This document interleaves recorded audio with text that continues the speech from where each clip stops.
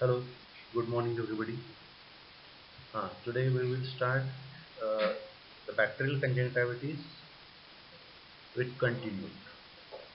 Last time we have seen the anatomy of the conjunctiva, the disease of conjunctiva, then reactions of the conjunctiva. So conjunctiva gives response in terms of a discharge, papillae, follicles, membrane formation, chemosis, hyperemia.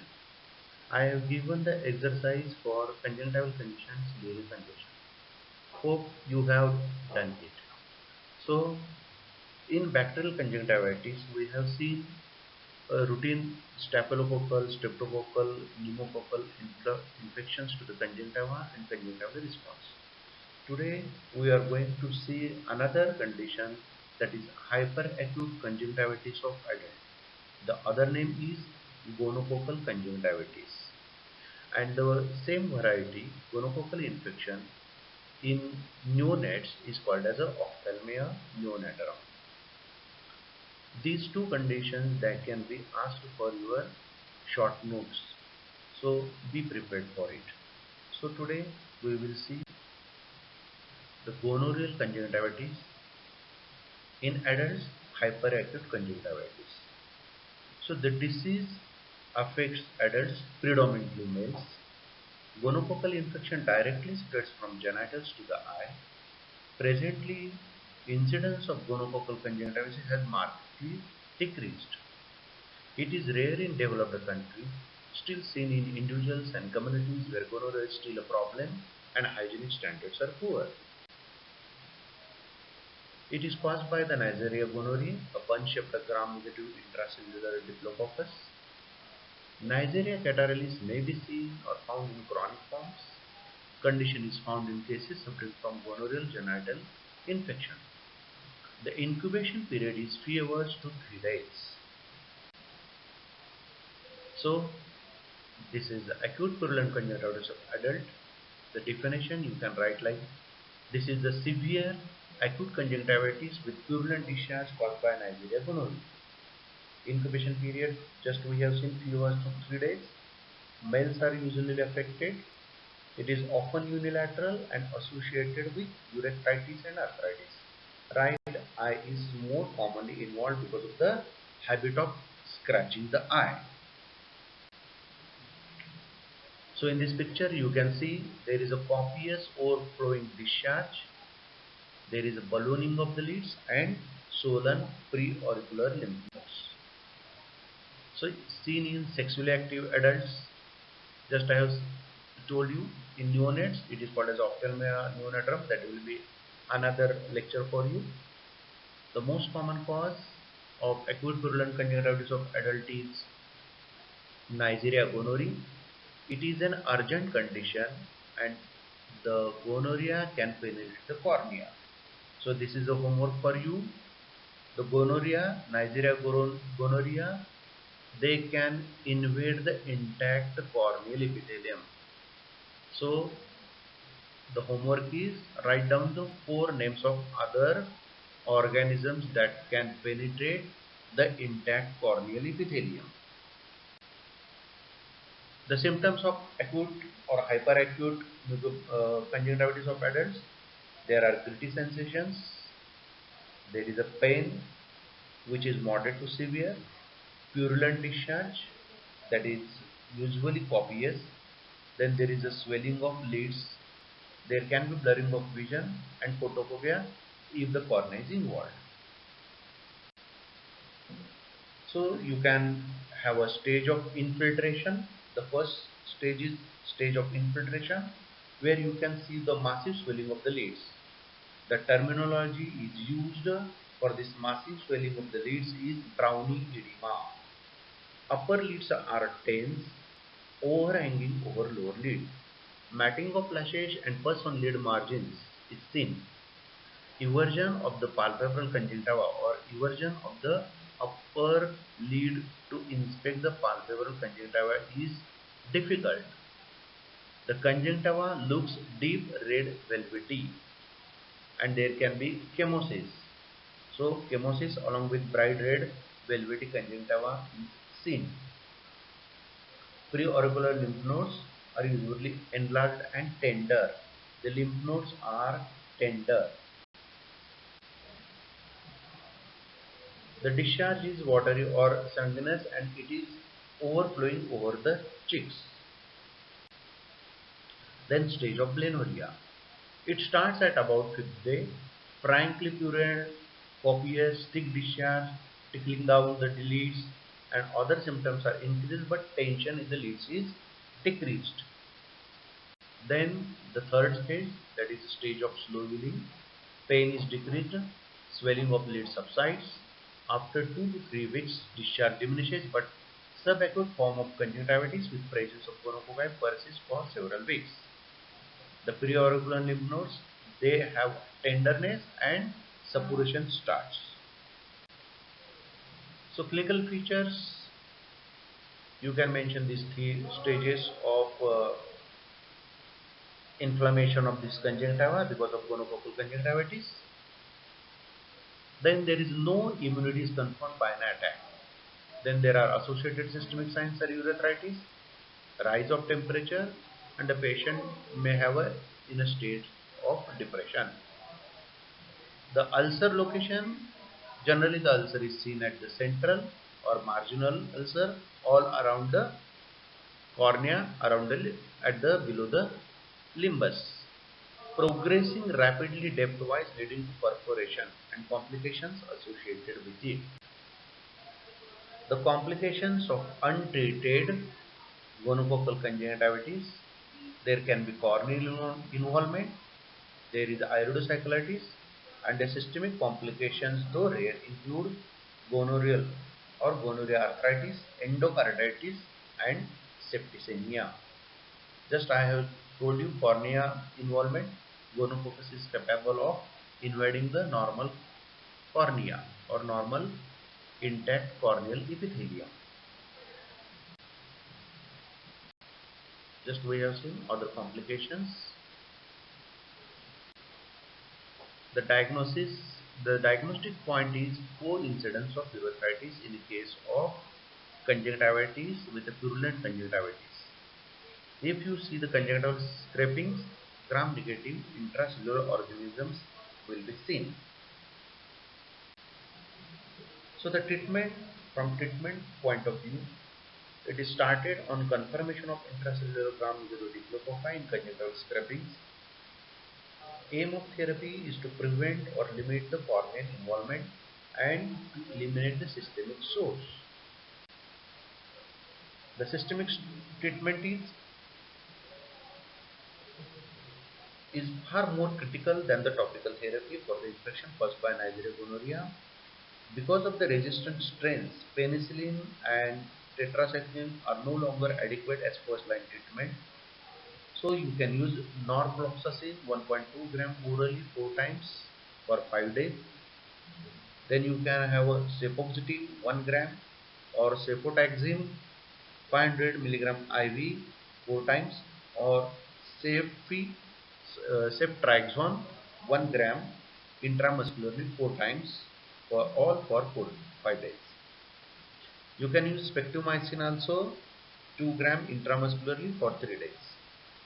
All the above regimes should then be followed by 1 week of either doxycycline 100 milligram 2 times for 1 week, or you can use erythromycin 250 to 500 milligram orally 4 times.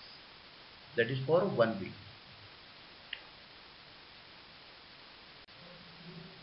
The topical treatment, the topical antibiotic therapy presents, their recommendations are for ofloxacin, ciprofloxacin or tobramycin eye drops, or bacitracin or erythromycin eye ointment every 2 hours for the first 2-3 days, then 5 times daily for 7 days. Because of resistant strains, intensive therapy with penicillin drop is not reliable. In adult, we are talking about adult gonococcal conjunctivitis. Irrigation of the eyes frequently with sterile saline is very therapeutic in washing away infected debris. Other general measures are similar to acute mucopurulent conjunctivitis. You can have use of goggles, to prevent the photophobia. Topical atropine 1% eye drop should be instilled once or twice a day if the cornea is involved. So you have to examine the patient of hyperacute conjunctivitis of adults with a fluorescent stain. So if the cornea is involved, you can get the corneal color, greenish color, when you are examining the patient on slit lamp. So if there is a corneal abrasion, you can find it out with the stain of the fluorescein. Cycloplegics, just I have mentioned, atropine is used, so it is just like a treatment for corneal ulcer. The patient should be in isolation. Penicillin drops, generally we are giving for the child, and you have to prevent the spread. So just we have finished the hyperacute conjunctivitis of adult, that is gonofocal conjunctivitis. Then we can start a new topic, that is ophthalmia. This is important from your short note point of view. So ophthalmia is a name given to bilateral inflammation of the conjunctiva occurring in an infant less than 30 days old. In some books it is written 28 days old. So you can use 28 days or 30 days, no problem. It is a preventable disease usually occurring as a result of carelessness at the time of birth. So any discharge or even watering from the eye in the first week of life after the post delivery of a baby, first week of life, should arouse suspicion of ophthalmia neonatum, as tears are not formed till then. So tears are not formed in the first week of postnatal life. So if there is discharge in a baby's eyes, you should suspect ophthalmia neonatum or differential diagnosis to rule out ophthalmia neonatum. So conjunctival inflammation associated with mucoid, mucopurulent or purulent discharge from one or both eyes during first month of life. You can use 28 days or 30 days. So it is a preventable disease, just I had told. So this is seen in newborn babies caused by maternal infection acquired at the time of birth. This is also called as neonatal conjunctivitis, or the another name is Blenoria neonatorum or ophthalmia neonatorum. It is a serious and potentially blinding condition, so you have to be careful. So with the proper measures, you can prevent the Blenoria or ophthalmia neonatorum. So you have to educate, you have to give an education to the child health or community health worker or birth attendant. You can call it as a IDI. So as many times in my lecture I have told, ophthalmology is a branch in comprehensive eye care. So you have to prevent or you have to promote a good health. You have to give an health education. So neonates, there is absence of subepithelial lymphoid tissue, tears and its lysozymes. So bilateral conjunctivitis of the newborn characterized by the copious purulent discharge, marked ecchymosis of the conjunctiva and swelling of the lids. Although epidemiology, although its incidence has declined due to decreasing incidence of gonorrhea and due to effective prophylaxis and treatment, the disease is still prevalent and remains a public health problem in communities with poor hygiene and limited access to the proper health care. So, ophthalmia the disease is contracted during birth from the mother's infected genitourinary tract or from infected linen and fingers of the doctors or the nurses. So, the etiology, so you can have this organism, Neisseria gonorrhoeae, Streptococcus pneumoniae, Staphylococcus, Chlamydia trachomatis, Chlamydial oculogenitalis, Staph hemolyticus, and Escherichia coli. These are the organisms that can be found in the conjunctiva of an infected child with conjunctivitis. Gonococcal ophthalmia neonatum is a serious and violent condition. Chlamydia and adenovirus cause mild purulent conjunctivitis. Chemical conjunctivitis due to silver nitrate, that is used as a Grady's method of prophylaxis. So chemical conjunctivitis that can be seen due to silver nitrate also. So what are the sources of infection? The positive organism is Neisseria gonorrhoeae, or you can have a, just I told, it can be because of chemical conjunctivitis or gonococcal infection.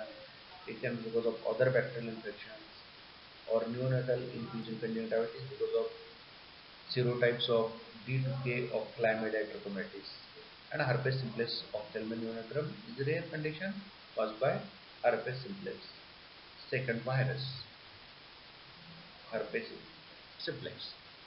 So you can have the infection for the baby before birth, during birth, or after birth. So before birth, contact with the infected genital secretions as in premature rupture of membrane. During birth, because of protracted labor. In face presentation, the passes through the infected birth canal, the baby's eyes can get infected. And after birth, eyes are wiped with soiled cloth, or during first bath, organisms are washed into the eyes. So before birth, during birth, or after birth, the child can get infected. The baby can get infected with ophthalmic neonatum. This is a picture of chlamydial infection in a neonate. You can see it is the edematous lead and the discharge. It is yellowish. So you can have a mucopurulent discharge at the canthi also, you can see in this picture. This is in a neonatal chlamydial infection. The clinical features usually manifest in the first week of birth. Initially watery discharge, that is secretion, is noticed from the baby's eye, and you should get suspicion because normally tears are not secreted in the first 6 weeks of life. The discharge, watery discharge becomes mucopurulent. Both eyes are almost always involved. The lids are swollen and browny, tense. Later it becomes softer. Flecks of thick mucopurulent discharge seen over the conjunctiva and the lid margin. You can see a pseudomembrane formation also. The conjunctiva is puckered and velvety. Stasis of blood giving the appearance of intense congestion. In adult mucopurulent, adult hyperacute conjunctivitis also, we have used the terminology velvety conjunctiva. मलमल म्हणतो आपण त्याला मराठीमध्ये, ढाक्याची मलमल अतिशय लाल मऊसूत असते, velvety असा शब्द त्यासाठी वापरलेला आहे. Intensely inflamed and red, and there is a marked chemosis. The bulbar conjunctiva bulges through the lids. The edema of conjunctiva, it is a chemosis. The bulbar conjunctiva bulges through the lids and cornea appears to be situated at the bottom of a crater-like pit. So the conjunctiva balloons out through the lid. So this is a table where you can very well write down the onset, clinical features, sequelae and complications.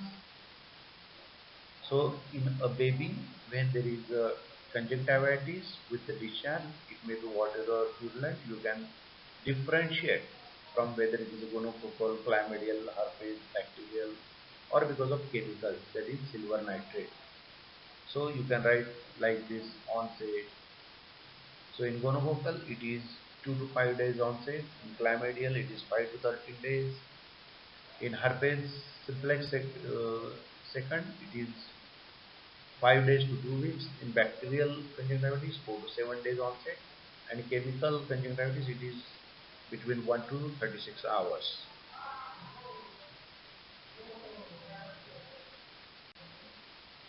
So Neisseria gonorrhoeae manifests within 48 hours of after birth.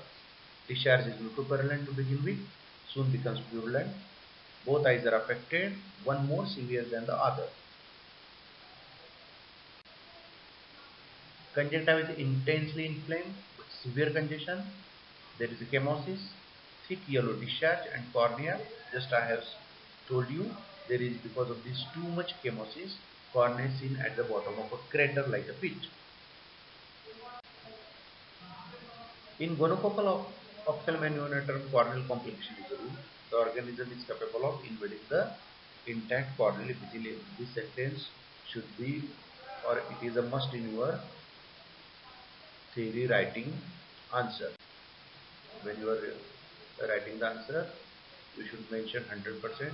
The cornea can get involved with this gonorrhea because it has the ability to invade the intact corneal epithelium.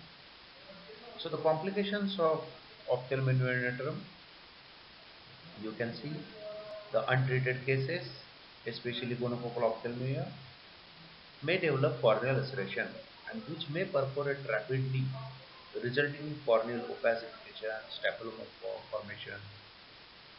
Because of the prolapse of uveal tissue in the perforated corneal ulcer, there can be purulent uveitis, there can be prolapse of lens. So these are the all complications after development of corneal ulcer and untreated patient. You can see these complications. Scarring of cornea, adherent lymphoma and staphylococcus, just I have mentioned. And there is a non-development of fixation due to corneal opacity. If it is a healed corneal ulcer after gonococcal conjunctivitis, you have the corneal opacity because there is a non-development of fixation. The child can have nystagmus.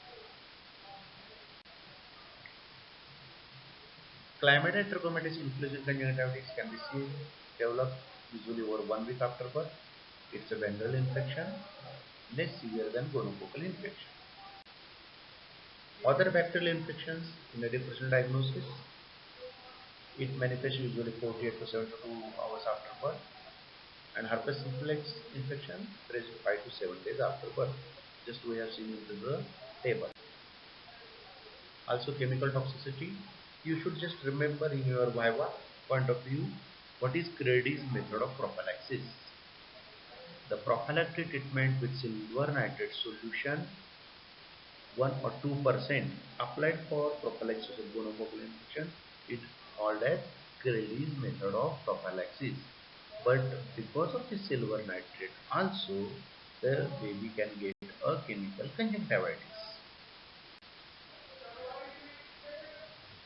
Other differential diagnosis in watering or a discharge in a child within the first month of life, you can mention that is congenital blockage of nasolacrimal duct, acute acrocystitis, or you have to think of congenital glaucoma. These are the different diagnoses other than what we have seen in the table. So what is the treatment of ophthalmomanometrum? So prophylactic treatment is always better than curative treatment. The prophylaxis needs antenatal, natal and postnatal care. In cases of any suspicious vaginal discharge in antenatal period should be treated meticulously. Newborn babies' closed lids should be cleaned properly. Prophylactic use of 1% tetracycline ointment in babies, that is important.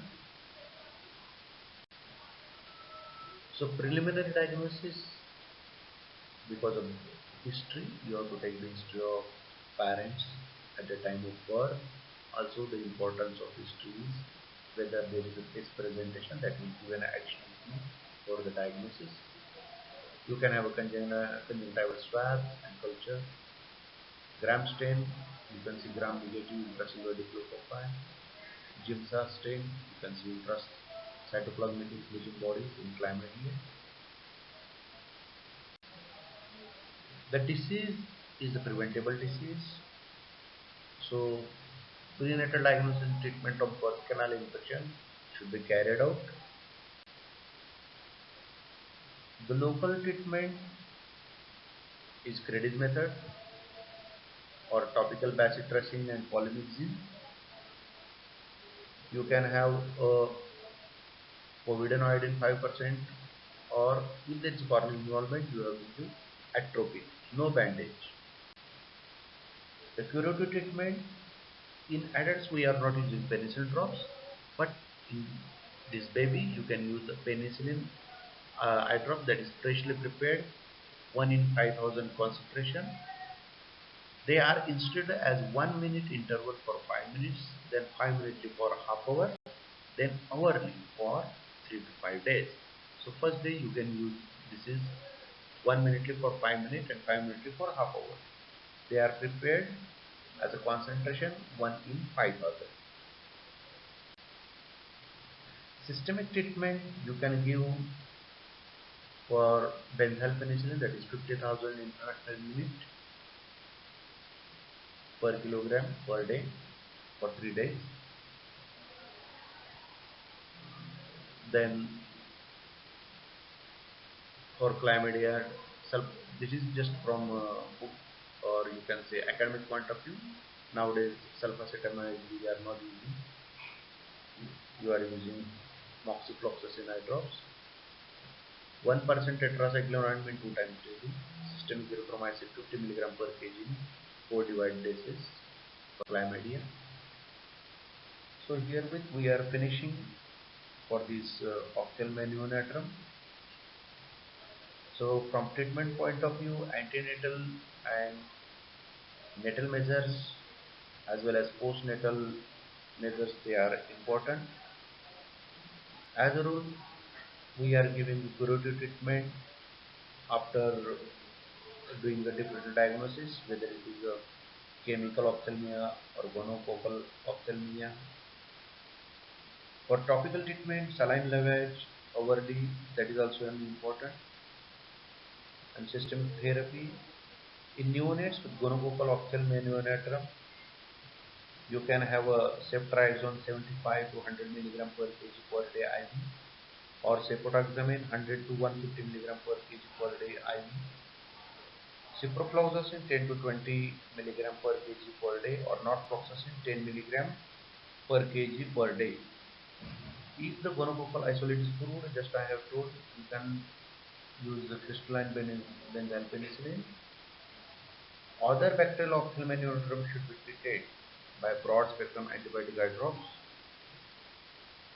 So this is a preventable condition, and you have to give a proper treatment in antenatal as well as natal and postnatal period. Thank you.